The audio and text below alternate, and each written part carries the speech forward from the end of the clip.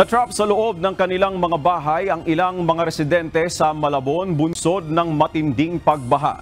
Base sa ilang social media post ng mga residente doon, marami sa mga residente ang umakyat na sa bubungan matapos na pasukin ng tubig ang kanilang mga bahay.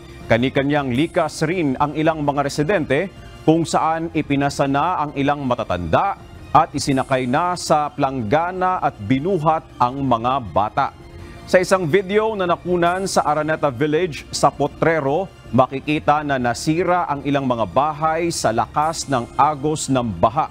Sa isa pang larawan mula naman sa bayan ng Tinajeros, makikitang nalubog sa tubig ang isang sasakyan.